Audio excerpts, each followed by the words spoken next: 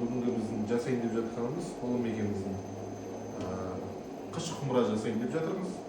Өскелең урпакка кол өнөр шеберлигин үйрөтүү максатында.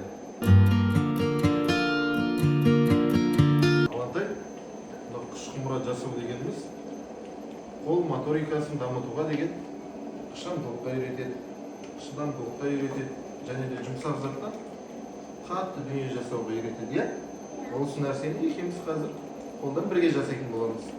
Жарайды ма?